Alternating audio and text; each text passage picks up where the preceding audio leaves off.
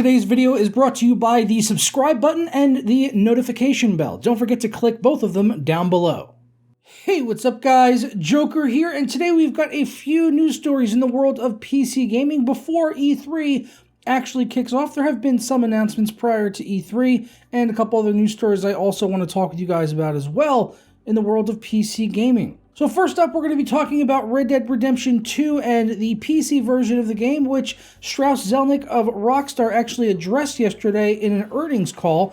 He didn't really say too much about it, but basically what we can learn from this is that if they did want to bring the game over to the PC, it would actually be really easy, which makes this even more frustrating that we still do not have the game on the PC, and I have a theory as to why that is. Zelnick actually said that it would be a layup for them to bring this game to the PC, meaning that it would be really easy, and he went on to say, quote unquote, there is no downside to releasing the game on PC.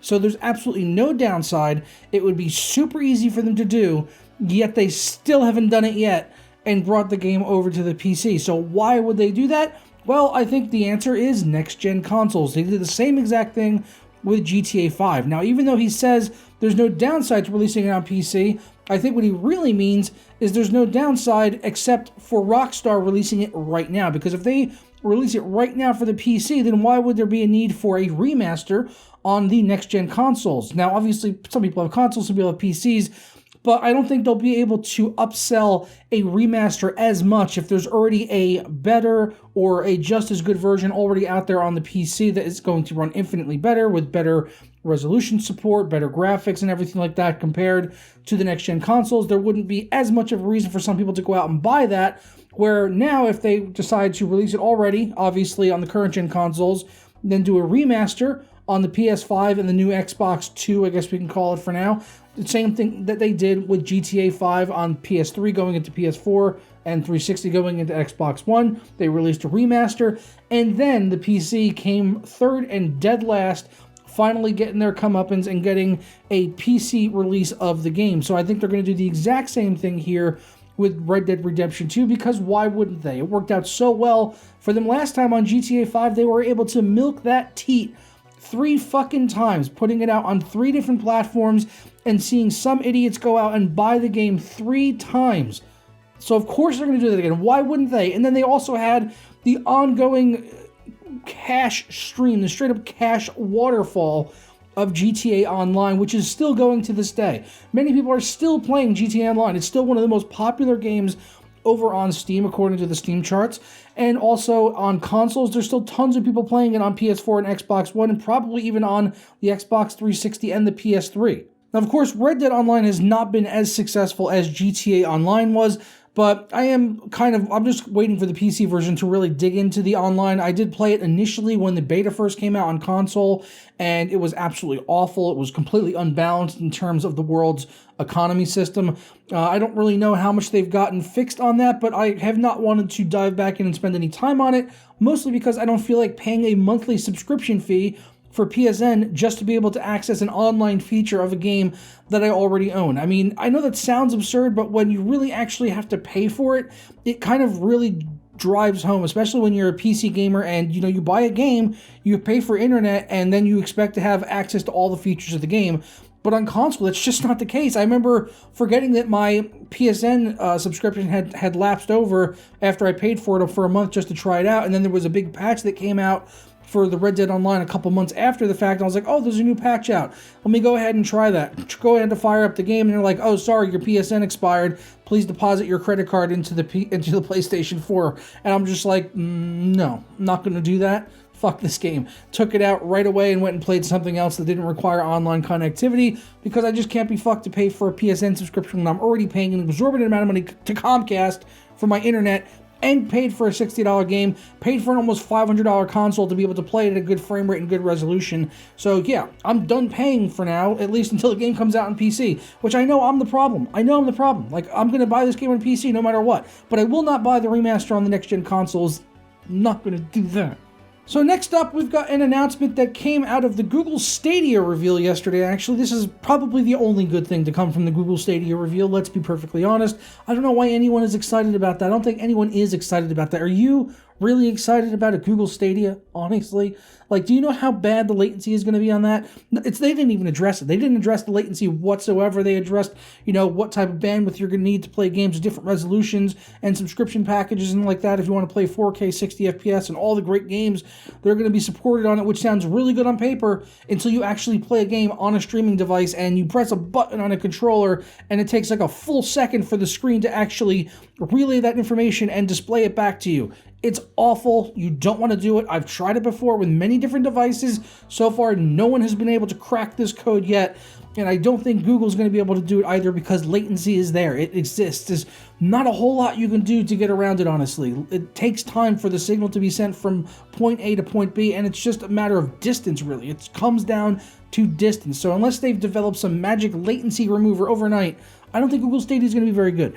But as I said, there was one good thing that came out of the reveal for Google Stadia, and that was the official announcement for Baldur's Gate 3, which I am super excited for a number of reasons. First one being, it's fucking Baldur's Gate. Like, are you kidding me? Do you have any idea about Baldur's Gate? If you're kind of a new-ish gamer, you're a younger person, you might not know about the original Baldur's Gate games, but they were absolutely incredible for their time, and I've honestly always preferred them to the Diablo series. They're like one of the OG isometric RPG, medieval, like, fantasy type games, and they were absolutely incredible. And if you played the new games from Larian, like Divinity Original Sin and the sequel that came out, that was a huge influence for those games, and those games were absolutely amazing. Larian is like one of my favorite developers right now. They are just hitting home runs out of the park time after time. Obviously, they've only done 2 main game releases, but they've done really well so far, and with this not being that much of a stretch from what they've done with the Divinity series, I'm really excited to see the Baldur's Gate franchise coming back, and I'm even more excited about the fact that Larian is working on it because I just think that's a marriage made in heaven, and I think this game is going to be just pure perfection. That's just my prediction. I think this game's going to be really good. I'm super excited about it. They got the reveal trailer.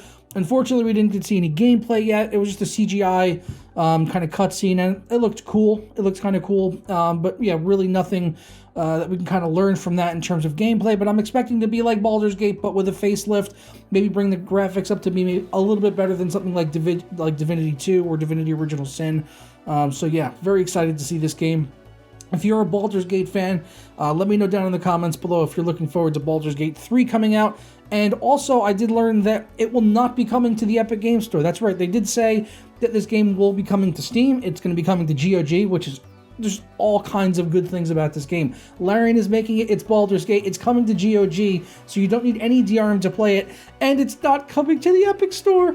That's right, it's not going to be on the Epic Store at all, so that's good too. So it's just like a great game and a big middle finger to the Epic Games Store all at the same time. Like, way to go, Larian. DRM free, just take my money. I don't know where my wallet is, but you can have whatever's in it. It's yours. Last up, but certainly not least, I wanted to talk about a game that is near and dear to my heart, Rainbow Six Siege, where the developers have said that the solo campaign idea, or the idea of bringing a solo campaign to Rainbow Six, is dead. Basically saying the single player is dead, it's not happening, it's not going to happen anytime, and I am personally fine with that. I think a lot of people were a little worried when Rainbow Six Siege first got announced for good reason. There's not going to be any single player, you're going to be paying $60 for multiplayer only. A lot of people were worried about that, and when the game came out, honestly, it wasn't a very, very broken mess, but it showed a lot of promise.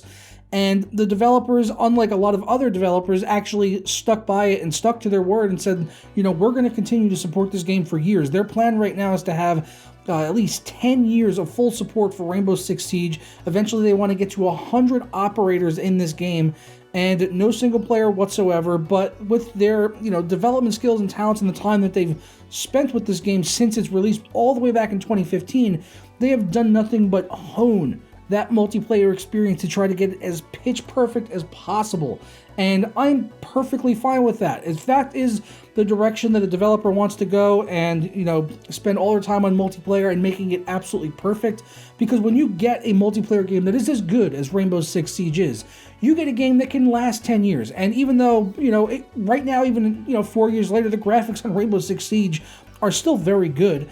Obviously, by the year 2025, on its 10-year anniversary, the graphics will probably look a little bit dated, but I don't think it's going to matter because the game is still going to be really good, and by that point, the polish is just going to be incredible.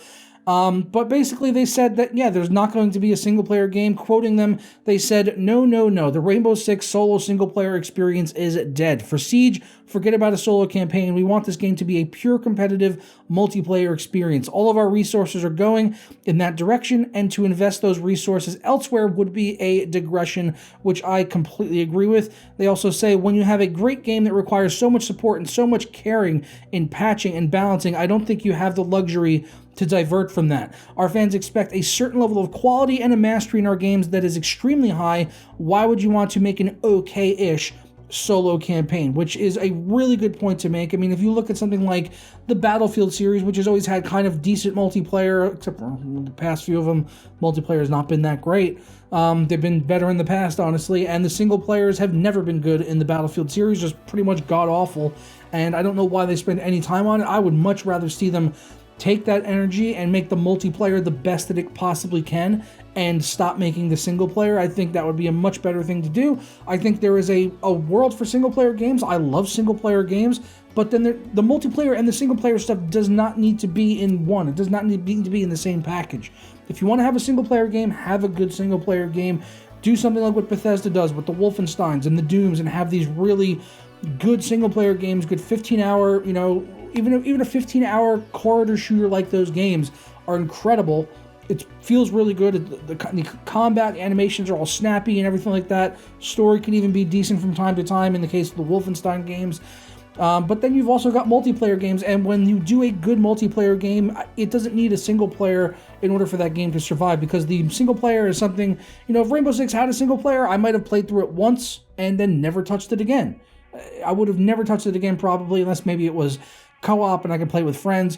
There is actually a rumor right now that they are working on a co-op PvE game in the Rainbow Six world, which is codenamed as Quarantine right now. I think this is going to be kind of like the co-op PvE thing that they had in Rainbow Six. I think it was last year. I can't remember what it was called right now.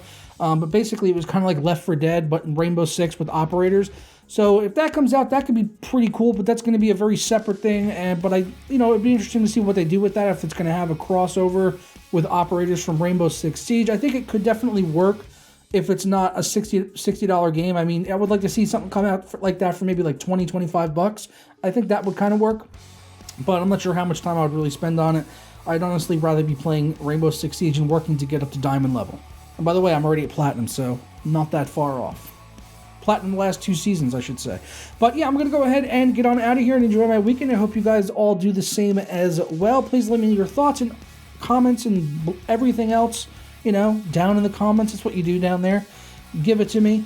Give it to me, baby, one more time. I got songs in my head all day. Blah. And I got a big boob on my nose still. It's healing. It's getting better. I didn't address it at the beginning of the video because I addressed it on Monday. But there's a chance some of you maybe are here that didn't see that video. And there's also a chance that some of you didn't make it all the way to the end of the video, so you don't know about the nose boo-boo, and you didn't see the video on Monday, in which case you're out of the loop. Check the comments section, bro. People will tell you about big old nose boo-boo. So I'm going to go ahead and get out of here. As I said, I'll see you guys next time for another video. It's alright.